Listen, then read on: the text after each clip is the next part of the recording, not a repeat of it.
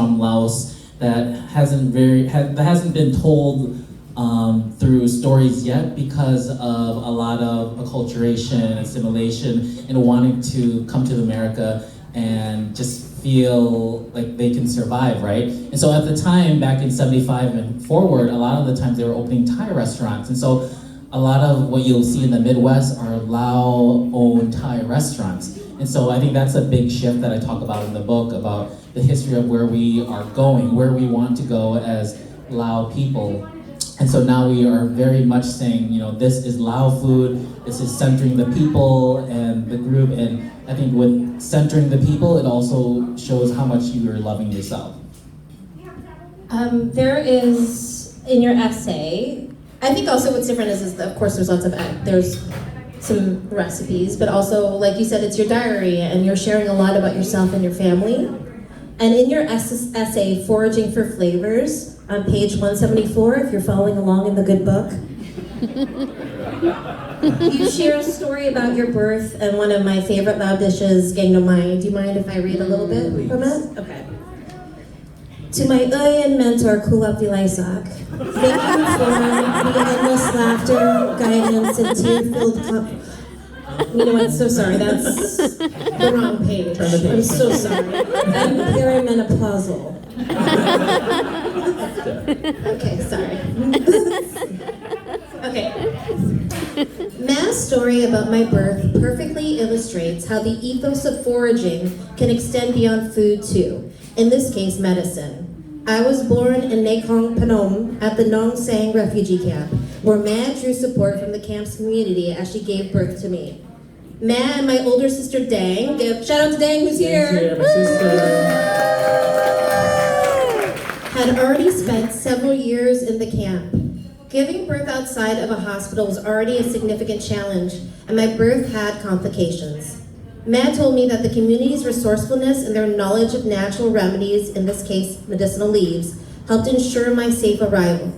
Medicinal leaves were often used at the camp as cooking ingredients in dishes like Gang No Mai, a bamboo stew. This dish used ingredients that could be easily foraged in and around the camp, making it accessible to everyone.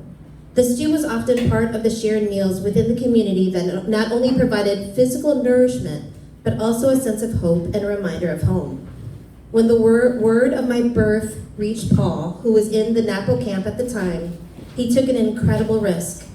Determined to see his newborn son, Paul sneaked into a portable toilet truck on its way to Ma's camp.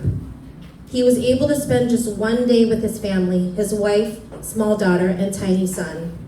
It was this kind of devotion and love that kept our family connection strong despite the hardships of separation.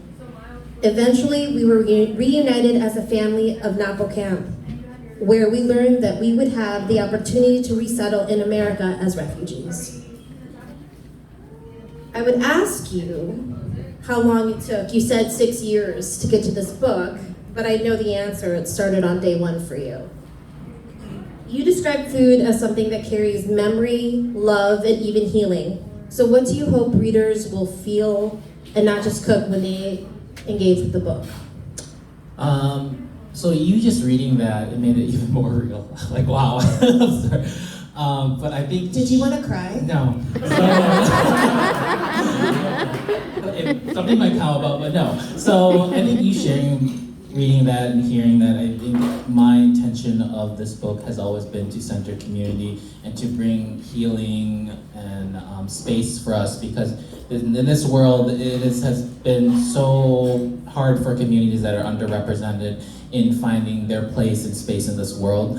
And so in writing that and sharing my story, I knew that my story wasn't special. It was something that is very much relatable into the refugee community in those spaces.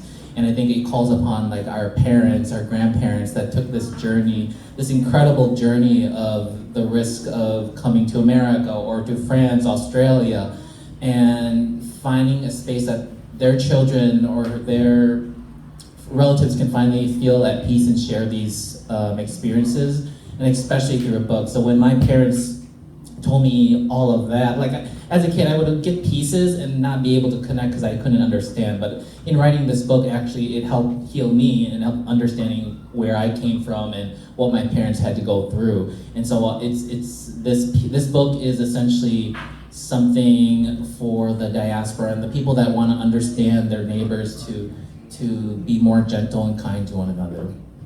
Oh, that's wonderful.